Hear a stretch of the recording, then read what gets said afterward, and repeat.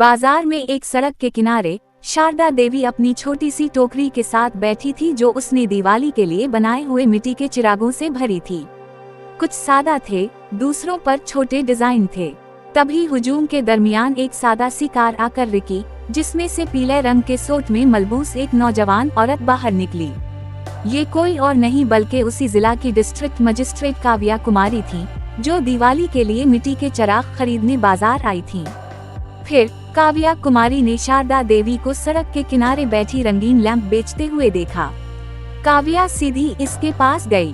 जमीन पर बैठकर उसने मुस्कुरा कर पूछा, अम्मा, ये चिराग कैसे बेच रहे हैं? बूढ़ी औरत ने एक लम्हे के लिए काव्या की तरफ देखा। उसकी आवाज में गर्मजोशी थी। इसके चेहरे पर हल्की सी मुस्कुराहट नमूदार हुई। इसने कहा, जो चाहे ले लो बेटी। सादा वाले 20-50 रुपए में और ये रंग बिरंगे 20-100 रुपए के हैं। काव्या ने लैंप उठाए और कहा, अम्मा, आप बहुत खूबसूरत लैंप बनाती हैं, ये सब रंग बिरंगे मुझे दे दें। शारदा देवी का चेहरा चमक उठा। ये दिन की पहली पेशकश थी और उस वक्त इतनी खूबसूरत। वो जल्दी से लैंप को कागज के थैले में डालने लगी। तभी एक जोरदार आवाज के साथ पुलिस की मोटरसाइकिल उनके बिल्कुल सामने आ गई।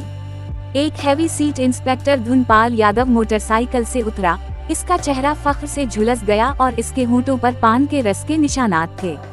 उतरते ही उसने करख्त आवाज में पूछा, अरे बूढ़ी, आज क्या बेच रही हो? इसकी नजरें टोकरी में मौजूद सबसे खूबसूरत, बड़े और रंग बिरंगे दिया पर पड़े। शारदा देवी का जिंदा दिल चेहरा अचानक पीला हो गया। उसकी आवाज कांप गई।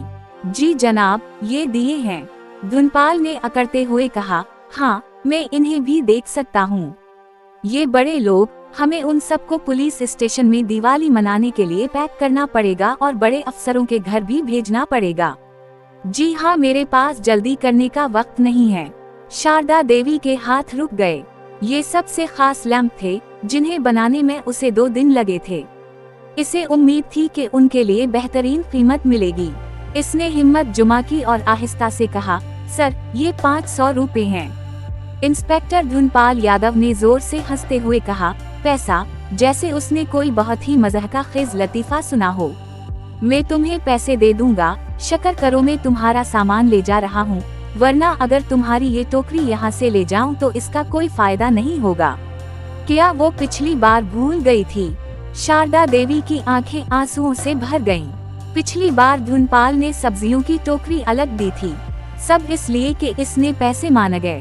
वो सारा दिन खो चुकी थी। पास ही बैठी काव्या देखती और सुनती रही। इसका खून अबल पड़ा।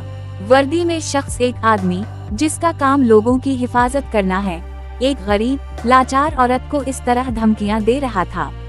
कांपते हाथों से शारदा देवी ने तमाम बड़े लैंप एक थैले में पैक किए और इंस्पेक्टर के हवाले कर दिए। इंस्पेक्टर बैग छीनकर मोटरसाइकिल पर चढ़ने लगा। तभी शारदा देवी ने रोते हुए कहा, जनाब, मेरा पोता घर में बीमार है, मेरे पास दवाई के पैसे नहीं हैं, मैंने आज खाना भी नहीं खाया, जनाब मुझे कुछ दें, खुदा आपका भला करे। ये सुनकर इंस्पेक्टर धुनपाल गुस्से में आया। वो मोटरसाइकिल से नीचे उतरा और गुस्से से शारदा देवी की तरफ चल दिया। तुम बहुत ज्यादा बोल रहे हो, तुम्हें पैसे चाहिए? ठहरो, मैं तुम्हें पैसे दे दूंगा। इसने आगे बढ़कर मिट्टी के चिरागों से भरी टोकरी को लात मारी। मिट्टी के सारे चिराग और शारदा देवी की दिन भर की मेहनत और उम्मीदें एक पल में सड़क पर बिखर गईं। चिरागों के टूटे हुए टुकड़े ऐसे बिखर गए जैसे शारदा देवी का दिल बिखर गया हो। इंस्पेक्टर ने गरज कर कहा, ये लो तुम्हारे पैसे, अगर मैं तुम्हें कल यहाँ बैठे हुए देखता हूँ तो मैं तुम्हें सीधा जेल में डाल दूंगा। धुनपाल यादव ने हड़बड़ाकर अपनी मोटरसाइकिल स्टार्ट की और तेजी से वहाँ से निकल गया। एक लम्हे के लिए पूरा बाजार हका बका रह गया। सबने देखा मगर कोई कुछ ना बोला। हर कोई जानता था कि इंस्पेक्टर धुनपाल के साथ लड़ाई का मतलब उनके अपने शुमात को मधु करना है।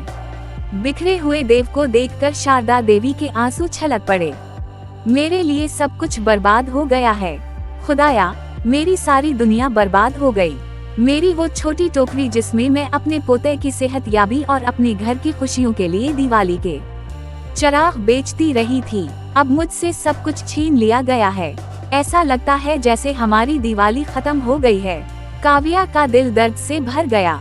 वो फौरन शारदा देवी के पास गई और उसके कंधे पर हाथ रखकर उसे ऊपर उठा लिया। पर सुकून हो जाओ अम्मा, हौसला रखें। उसने अपने इर्द गिर्द मौजूद लोगों को देखा। सबकी आंखों में गुस्सा था, लेकिन बेबसी और खौफ भी। काव्या ने कदरे बुलंद आवाज में पूछा, क्या तुम सब ने ये सब देखा? एक दुकानदार ने आहिस्ता से कहा, बेटी ये तो हम रोज देखते हैं। ये इंस्पेक्टर हर छोटे बड़े दुकानदार से सामान लेता है और पैसे दिए बगैर चला जाता है। जो लोग पैसे नहीं देते उनके साथ यही होता है। कोई कुछ नहीं कर सकता क्योंकि वो पुलिस वाला है। काव्या ने शारदा देवी को पानी दिया, फिर अपने परस से 10,000 रुपए निकालकर बूढ़ी औरत की हथेली पर रख दिए। अम्मा ये रखें, इससे आपका नुकसान तो पूरा नहीं होगा, लेकिन शायद इससे थोड़ी मदद हो जाए। शारदा देवी ने पैसे लेने से इनकार कर दिया। नहीं बेटी, मैं खैरात कबूल नहीं कर सकती। तुमने मेरे लिए इतना सोचा, यही काफी है। काव्या ने जबरदस्ती रकम इसके हाथ में रख दी। ये खैरात नहीं है अम्मा, ये आपकी मेहनत का एहतराम है। और मैं आपसे वादा करती हूँ, जिसने भी उन देव को तोड़ा, इसका गुरूर ऐसे ही बिखर जाएगा। इसे जरूर सजा मिलेगी। शारदा देवी ने आंसू भरी नजरों से काव्या की तरफ देखा। तुम नहीं जानती बेटी, वो बहुत खतरनाक आदमी है। इसके पीछे बड़े लोग हैं, इसमें मत पड़ो, वो तुम्हें भी नुकसान पहुंचाएगा। काव्या बस मुस्कुराई। अम्मा मेरी फिक्र ना करें, बस अपना पता बताओ। थोड़ी हिचकिचाहट के बाद शारदा देवी ने उसे अपनी झोपड़ी वाले घर का पता दे दिया। काव्या ने कल इससे मिलने का वादा किया और चली गई, लेकिन इसके दिमाग को अब सुकून नहीं था। इसके अंदर एक तूफान भरा था। एक बेरहम इंस्पेक्टर की तस्वीर, खौफजदा लोग और बिखरे हुए चिराग इसकी नजरों से नहीं निकलते थे। अगली सुबह काव्या अपने दफ्तर पहुंची, लेकिन आज वो अपनी डिस्ट्रिक्ट मजिस्ट्रेट कुर्सी पर नहीं, बल्कि एक मिशन पर थी। इसने सबसे पहले शहर की assistant superintendent of police Alia Rathore को फोन किया। आलिया एक तेज और ईमानदार IPS ऑफिसर थी। काव्या और आलिया भी अच्छी दोस्त थीं। आलिया ये काव्या बोल रही हो, मुझे कुछ बहुत जरूरी काम है, क्या तुम 10 मिनट में मेरे ऑफिस आ सकती हो? काव्या की आवाज में संजीदगी थी। ठीक 10 मिनट बाद superintendent of police Alia Rathore Kavya के कैबिन में गई। सब ठीक है ना? तुम बहुत तनाव में हो। काव्या ने उसे सारा वाकया बताया जो कल बाजार में हुआ था। किस तरह इंस्पेक्टर धुनपाल यादव ने इस बूढ़ी औरत के साथ बदतमीजी की और उसके सारे चिराग तोड़ दिए। ये सब सुनकर आलिया की आंखों में गुस्सा भर आया। धुनपाल यादव के खिलाफ पहले भी शिकायतें होती रही हैं, लेकिन कभी कोई ठोस सबूत नहीं मिला। वो बहुत चालाक है, आलिया ने कहा, और उनके मामलात में एक मकामी लीडर मुब्र ऑफ लेजिस्लेटिव असेंबली बहादुर रेड्डी का हाथ है। इसलिए इसके खिलाफ बराह रास्त कार्रवाई करना मुश्किल है। मैं ये जानती हूँ, काव्या ने कहा, इसलिए मैं इसे हाथ से पकड़ना चाहती हूँ। मेरे पास एक मंसूबा है, लेकिन मुझे आपकी मदद की जरूरत है। काव्या ने अपना पूरा प्लान आलिया को बता दिया। मंसूबा सुनकर आलिया की आंखें चमक उठें। ये एक शानदार मंसूबा है, ये आज होगा। मैं अपनी सबसे काबिल एतमाद टीम को इस काम के लिए तफवीज करूंगी। फिक्र मत करो। धुनपाल यादव को आज कानून का सामना करना पड़ेगा। शाम ढल रही थी, बाजार फिर से पूरे उरूज पर था। शारदा देवी खौफ से बाहर नहीं आई थीं, लेकिन इन्हें काव्या के वादे पर कुछ यकीन था। वहाँ कल की तरह उसी जगह एक गाड़ी खड़ी थी। एक गाड़ी छोटे और बड़े रंग बिरंगे पटाखों से भरी थी। इसके पीछे एक 45 साला खातून खड़ी थी। इसके साथ एक लड़का भी था जो ग्राहकों को सामान दिखा रहा था।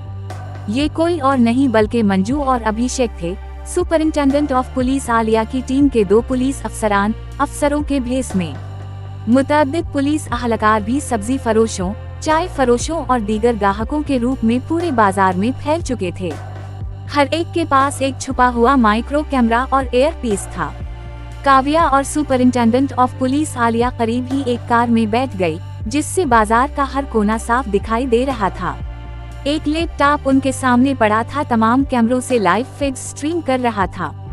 मैडम, सब अपनी अपनी पोजीशन पर हैं। आलिया के कान में एक पुलिस अफसर की आवाज गूंजी। अच्छा, जरा इंतजार करो, आलिया ने जवाब दिया। घड़ी की टक टक हुई। सबके दिल धड़क रहे थे। क्या धुनपाल यादव पहुंचेंगे? क्या उनका मंसूबा काम करेगा? अभी कुछ फासले पर मोटरसाइकिल की जानी पहचानी आवाज आई। काव्या ने आहिस्ता से कहा, वो आ रहा है। इंस्पेक्टर धुनपाल यादव अपनी हसबे मामूल ललकार के साथ पहुंचे। आज इसकी नजरें शारदा देवी को ढूंढ रही थीं। जब उसने उसे नहीं देखा तो उसके चेहरे पर एक धीमी मुस्कुराहट नमूदार हुई। लगता है बूढ़ी औरत डर गई है। अच्छा, इसकी नजर पटाखे की नई गाड़ी पर पड़ी। वो सीधा गाड़ी के पास गया और उनसे पूछा, तुम लोग कौन हो और वो बूढ़ी औरत कहाँ है जो यहाँ बैठती थी? भेस बदली हुई पुलिस वाली ने कहा, जनाब, हम किसी बूढ़ी औरत को नहीं जानते। यहाँ जगह थी इसलिए हमने अपनी रेहड़ी खड़ी कर दी। मुझे बताएं जनाब, हम आपकी क्या खिदमत कर सकते हैं? धुनपाल की नजर रेहड़ी पर रखे महंगे बड़े पटाखे पर पड़ी।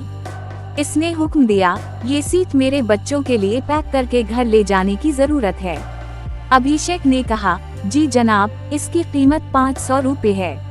धुनपाल ने उसकी तरफ देखा, क्या वो पैसे मांग रहा है? क्या वो नहीं जानता कि मैं कौन हूँ? क्या तुम इस बाजार में कारोबार करना चाहते हो या नहीं? एक पुलिस वाला अभिषेक जानबूझकर उसे उकसाने लगा। जनाब, हम गरीब लोग हैं, हमें अपनी रोजी कमाना है। आप आला अफसर हैं, आप रहम नहीं करेंगे तो कौन करेगा? इंस्पेक्टर धुनपाल ने सख्त लहजे में कहा, तुम मुझसे झगड़ रहे हो। धुनपाल का गुस्सा भड़क उठा। इसने आदमी का गिरेबान पकड़ा। चलो, तुमने आज पूरे दिन की कमाई हुई सब कुछ निकालो। मैं तुम्हें दिखाता हूँ कि पुलिस से बहस करने के क्या नताइज होते हैं। कार में बैठी काव्या ने आलिया की तरफ देखा। आलिया ने अपने कान माइक्रोफोन ऑन किया और हुक्म दिया, अंदर चलो।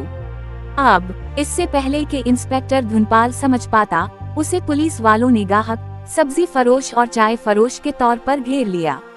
पटाखे बेचने वाली औरत और अभिषेक का रूप धारने वाले पुलिस अहलकार ने अपनी असली शनाख्त जाहिर की और इंस्पेक्टर धुनपाल का हाथ पकड़कर उसे हिला दिया।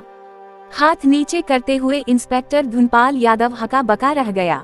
इसे अपनी आंखों पर यकीन नहीं आ रहा था। तुम सब क्या कर रहे हो? तुम कौन हो? इसने चलाया। तभी कार का दरवाजा खुला और superintendent of police Alia Rathore अपनी वर्दी में नमूदार हुए।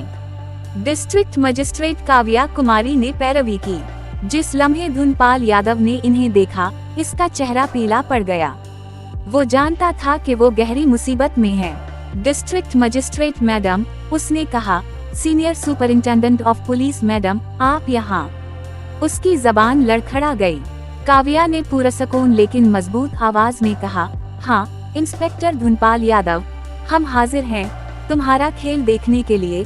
उन गरीबों और लाचारों को तुम जो पहलू दिखाते हो, उसे देखने के लिए। हर धमकी, हर भत्ता कैमरे में रिकॉर्ड किया गया है। धुनपाल, आलिया ने कहा, आपको अपने ओहदे का गलत इस्तेमाल करने और अवाम को हिरासा करने पर गिरफ्तार किया गया है। 2 कांस्टेबल आगे बढ़े और धुनपाल को हथकड़ियां लगाएं। वो शख्स जो पूरे बाजार में दहशत का मुतरादिफ था, अब मुजरिम की तरह सर झुकाए खड़ा था। बाजार के लोग जो खौफ से खामोश हो चुके थे, आहिस्ता आहिस्ता वहां से निकल रहे थे। उनकी आंखों में खौफ की जगह उम्मीद की चमक ने ले ली। धुनपाल को लगा जैसे इससे सब कुछ छीन लिया गया हो, उसकी इज्जत, इसकी वर्दी, इसका खुदा। लेकिन वो इतनी आसानी से हार मानने वाला नहीं था। उसके आखिरी सहारे का नाम बिजली की तरह इसके दिमाग में चमका, मुंबर ऑफ लेजिस्लेटिव असेंबली बहादुर रेड्डी सिंह।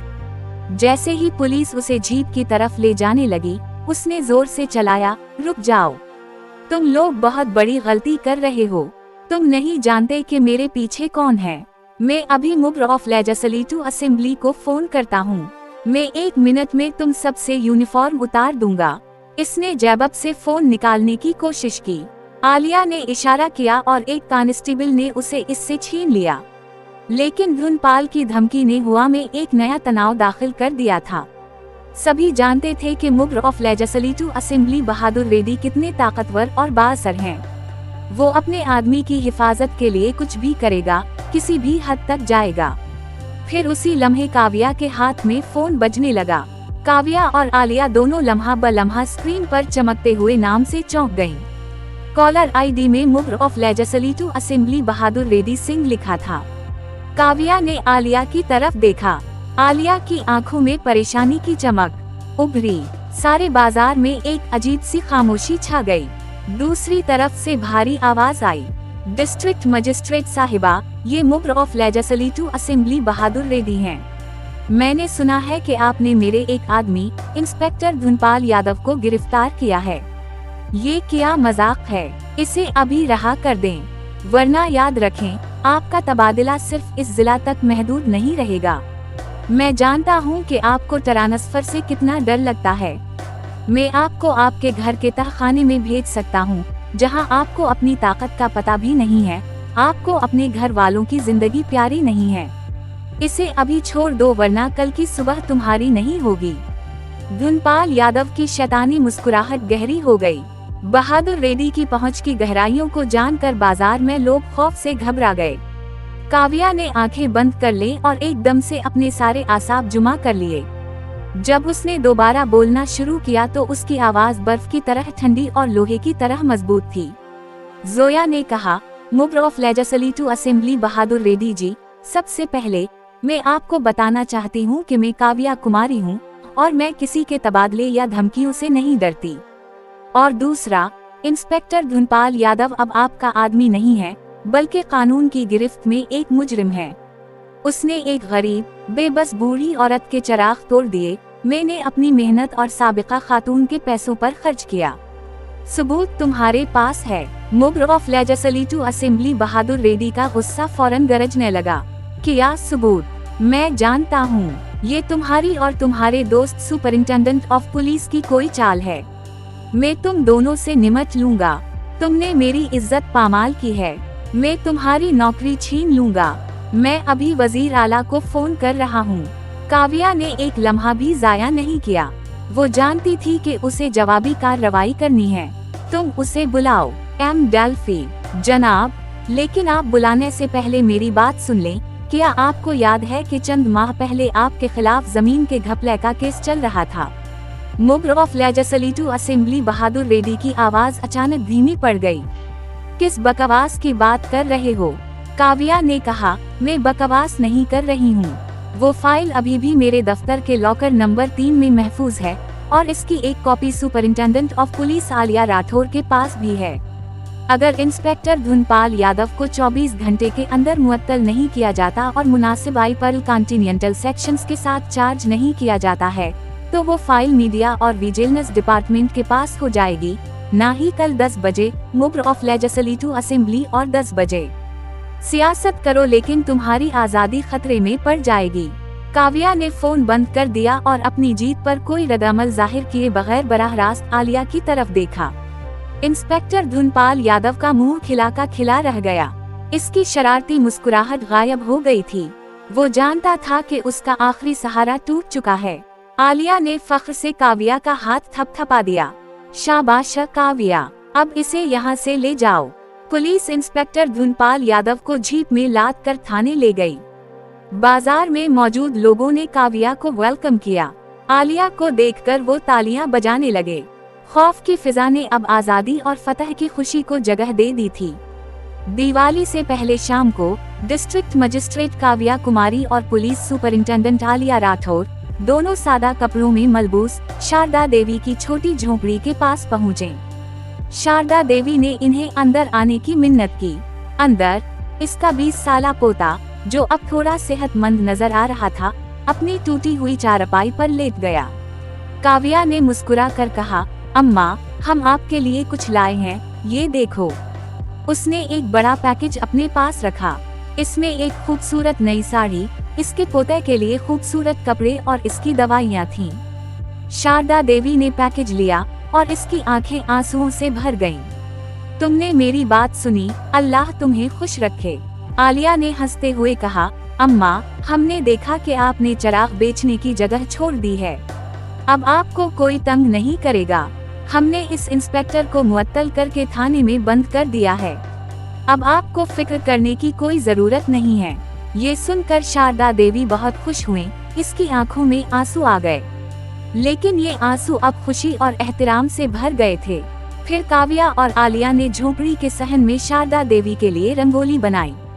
रंगोली में नीले, गुलाबी, पीले और सब्ज फूलों और रंगीन गलालों का इस्तेमाल करते हुए खूबसूरत डिजाइन पेश किए गए थे। शारदा देवी ने भी दिए रोशन किए और एक हल्की सी खुशबू और रोशनी पूरी झोपड़ी में फैल गई। शारदा देवी की बेटियों ने रोते हुए कहा, तुमने सिर्फ मेरे दिए नहीं सजाए, तुमने मेरी मेहनत का भी फायदा उठाया। तुमने मेरी इज्जत कहाँ बढ़ाई। अब मैं वाकई इंसाफ और खुशी की दिवाली महसूस कर रही हूँ। काव्या और आलिया ने शारदा देवी को गले लगा लिया। झोपड़ी के दरवाजे के बाहर दिए और रंगोली की रोशनी माहौल को मुनव्वर कर रही थी। खुशी से पैक्ट लेकर रंगोली और दिए की तारीफ करते हुए अपने घरों को लौट गए। अगले दिन इन्होंने अपने घर वालों के साथ दिवाली खुशी से मनाई।